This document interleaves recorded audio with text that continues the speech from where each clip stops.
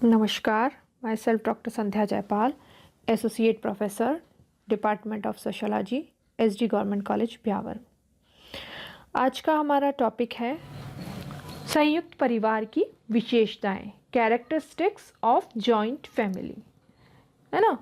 संयुक्त परिवार की अपनी कुछ विशिष्ट विशेषताएं हैं जो कि केवल संयुक्त परिवारों में ही देखने को मिलती है। हम सभी जानते हैं कि भारतीय समाज और संस्कृति की सबसे प्रमुख विशेषताएं जो है उसमें संयुक्त परिवार एक है, विशिष्ट विशेषताएं मानी जाती है।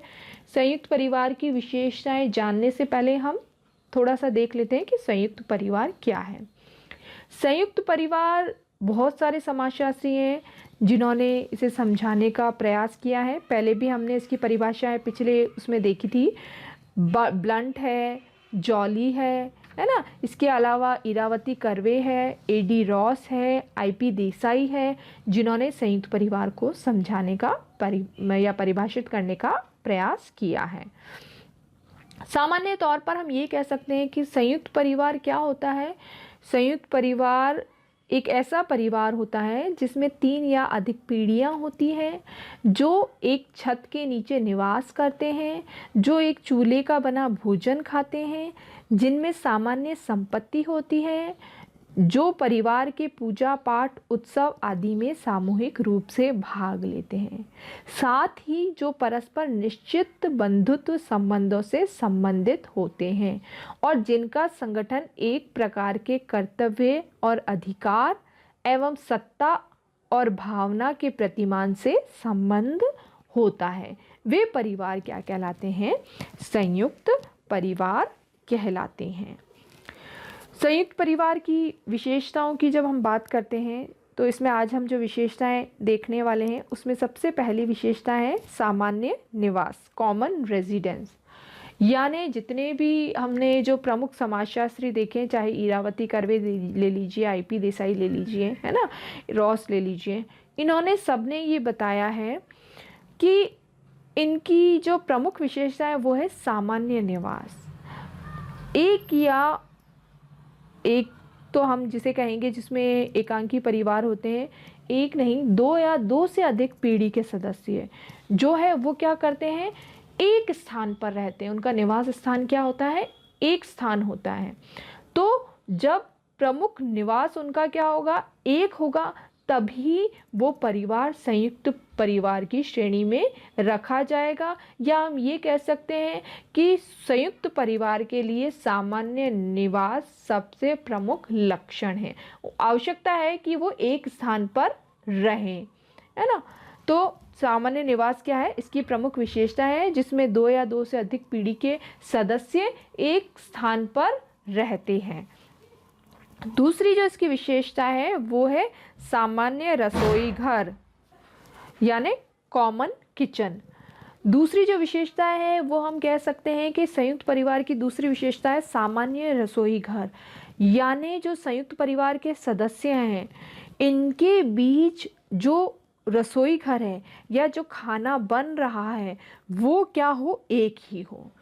यानी सभी सदस्य एक ही चूल्हे पे बना भोजन करते हो, तभी हम उसे क्या कहेंगे?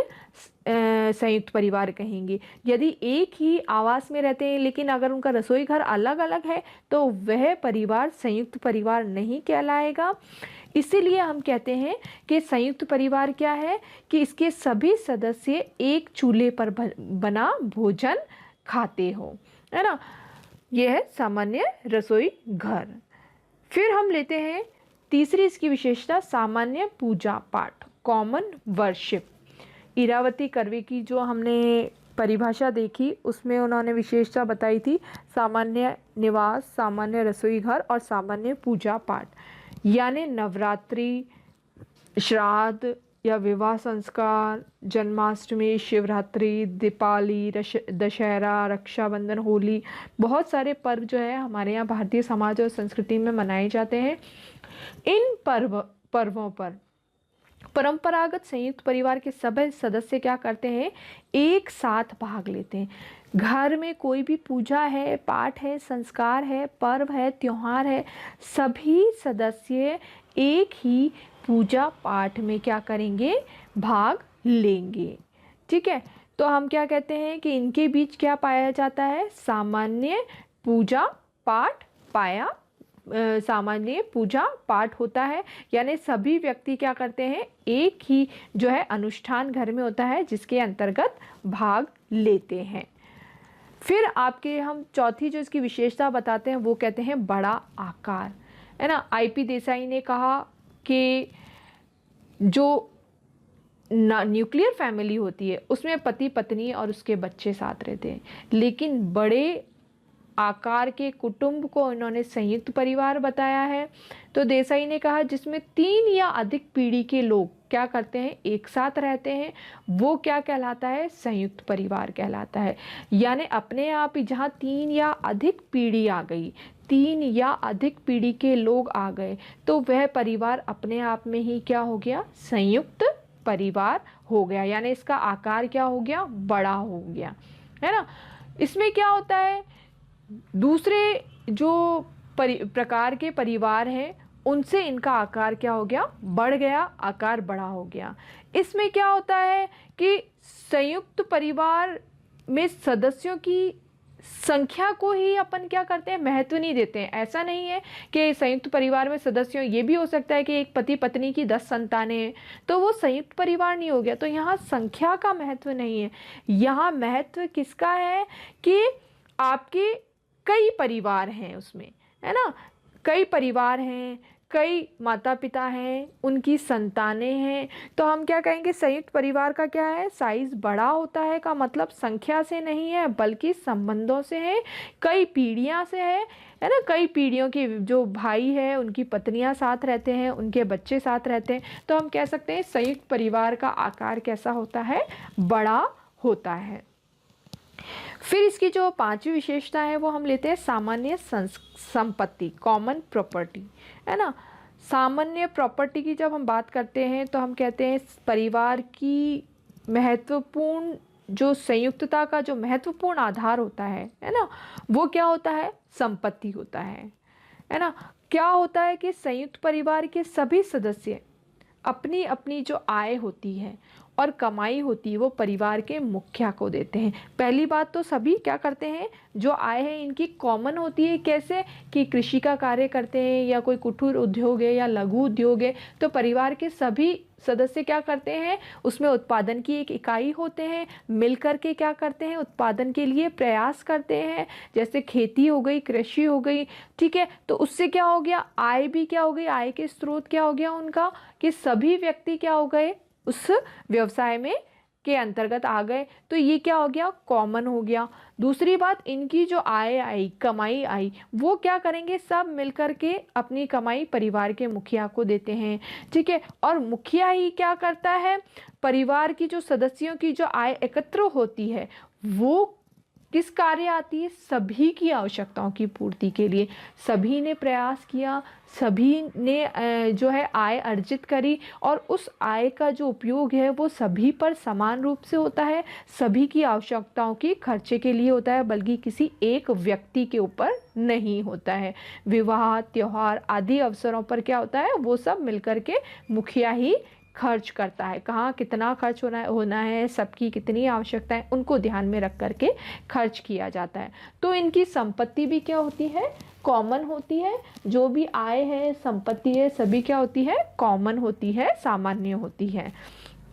छठी जो इसकी विशेषता है वो है नातेदारी संबंध, किनशिप रिलेशन। संयुक्त परिवार व्यक्तियों का एक ऐसा समूह है जिसमें परस्पर सदस्य क्या होते हैं, एक विशिष्ट रक्त, विवाह या गोद संबंधों से संबंधित, कोई भी संबंध हो सकता है, रक्त संबंध भी हो सकता है, विवाह के संबंध भी हो सकते हैं, या गोद लिए हुए कोई संबंध भी हो सकते हैं, है ना। इन संबंधों से एक दूसरे से जुड़े हुए होते हैं, ठीक है। संयुक्त परिवार में पीढ़ी और क्षैतिज या फिर क्या होते हैं, दोनों ही प्रकार के आधारों पर संयुक्तता इनमें होती है। परंपरागत संयुक्त परिवार में 3 या अधिक पीढ़ी के सदस्य साथ साथ रहते हैं। पितृस्थानीय परिवारों में माता पिता, दादी, चाचा, ताऊ, परिवार, उनके परिवार, भाई, चचेरे भाई, अविवाहित, विवाहित पुत्र आदि सभी मिलकर के क्या साथ में रहते हैं। तो हम ये क्या, और ये सभी क्या होते हैं, एक दूसरे से या तो रक्त के संबंध पर या विवाह के संबंधों पर एक दूसरे से जुड़े होते हैं। तो इस प्रकार हम कह सकते हैं संयुक्त परिवारों में विवाह संबंध पाए जाते हैं। सातवां जो इसकी हम विशेषता लेते हैं, उत्तरदायित्व एवं अधिकार, है ना, ऑब्लिगेशंस एंड राइट्स। ठीक है, रास ने क्या बताया कि परिवार के जो सदस्य हैं, है ना, इनका संगठन, कर्तव्य और अधिकार और सत्ता और भावना के प्रतिमान से जुड़ा होता है। ये सभी आपस में एक दूसरे से किससे जुड़े होते हैं, कुछ कर्तव्यों से और अधिकारों से एक दूसरे से जुड़े होते हैं। प्रत्येक के अपने अपने परिवार के अन्य सदस्यों के प्रति कुछ कर्तव्य होते हैं, उनका वो क्या होता है, दायित्वों का उनको निर्वाह करना होता है, और कईयों के कुछ कर्तव्य भी होते हैं, साथ साथ उत्तरदायित्वों के साथ साथ सबके कर्तव्य भी होते हैं। तो उसके आधार पर भी वो एक दूसरे से जुड़े रहते हैं। तो अधिकार, उत्तरदायित्व या कर्तव्य की भावना इनमें पाई जाती है, किसमें, संयुक्त परिवार में। फिर आठवीं जो इसकी विशेषता है वो हम लेते हैं परिवार का मुखिया, हेड ऑफ द फैमिली। परिवार का मुखिया, परिवार का सबसे बड़ा जो पुरुष होता है वही क्या होता है, मुखिया होता है। परिवार के आर्थिक, सामाजिक, धार्मिक, न्यायिक जितने भी कार्य होते हैं सभी में अहम भूमिका किसकी होती है, परिवार के मुखिया की होती है। आय का कहाँ कितना व्यय होगा, कितनी आवश्यकता किसको है, उसकी पूर्ति किस तरह से करनी है, सारे निर्णय जो है वो क्या होता है, कौन लेता है, परिवार का मुखिया। एक तरह से ये न्यायाधीश जैसी भूमिकाएं भी निभाता है, किसके लिए, संयुक्त परिवार के लिए। श्रम का विभाजन, पूजा पाठ, आदेश सभी वो क्या करता है, व्यक्तियों को देने वाला भी उसका मुखिया ही होता है, और सभी को उसका पालन भी करना आवश्यक होता है। ठीक है, फिर एक आपके है परिवार की, जो हम आगे की 9th विशेषता है वो लेते हैं सहयोगी विशेषता व्यवस्था, कोऑपरेटिव सिस्टम। परिवार क्या है, एक सहयोगी व्यवस्था का निर्माण करता है, क्योंकि परस्पर सहयोग क्या जो होता है, व्यक्ति बहुत सारे होते हैं, सबके अपने उत्तरदायित्व होते हैं, सबके अपने क्या होते हैं, अधिकार होते हैं, और एक दूसरे से ये सहयोग के द्वारा जुड़े हुए होते हैं। इनमें समूहवाद की भावना पाई जाती है। तो हम क्या कहते हैं, तो सबकी आवश्यकताओं की पूर्ति के लिए क्या करते हैं, सभी एक दूसरे को सहयोग करते हैं। तो हम कह सकते हैं परिवार, संयुक्त परिवार की एक विशेषता क्या है, सहयोगी विशेषता। ठीक है, फिर है आपके तुलनात्मक स्थायित्व, कंपैरेटिव परमानेंसी। नाभिकीय परिवारों की तुलना में या एकांकी परिवारों की तुलना में संयुक्त परिवार बहुत अधिक स्थायी होते हैं, क्योंकि इसमें 3 या अधिक पीढ़ी के जो है लोग एक साथ रहते हैं, संयुक्तता वाला परिवार होते हैं। इसमें हम की भावना होती है, सामूहिक दृष्टिकोण होता है, और एक के लिए सब और सबके लिए एक वाली भावना पाई जाती है ना। इसलिए हम क्या कहते हैं कि संयुक्त परिवार अधिक स्थायी होते हैं। संयुक्त परिवार के सभी सदस्य सुख दुख, लाभ हानि, जीवन मरण में एक दूसरे का साथ देते हैं, उसमें व्यक्तिवाद की भावना नहीं होती है। प्रत्येक परिवार का सदस्य संयुक्त परिवार के लिए सब कुछ होता है। आर्थिक संकट हो या आर्थिक कष्ट हो, एक दूसरे की सहायता सामूहिक संपत्ति और आय के द्वारा करते हैं। किसी सदस्य की मृत्यु हो जाती है तो उसकी पत्नी और बच्चों की देखभाल संयुक्त परिवार वैसे ही करता है जैसे पहले होती थी। बीमारी में सब एक दूसरे का ध्यान रखते हैं। 3 पीढ़ी तथा संयुक्त होने से परिवार की निरंतरता स्थायी रूप से बनी रहती है। नए सदस्यों का जन्म होता है। वृद्ध सदस्यों की मृत्यु से परिवार की सांस्कृतिक, धार्मिक, पारिवारिक, व्यावसायिक निरंतरता बनी रहती है। तो ये संयुक्त परिवार की विशेषताएं हैं जिसके बारे में हमने आज बात की। धन्यवाद।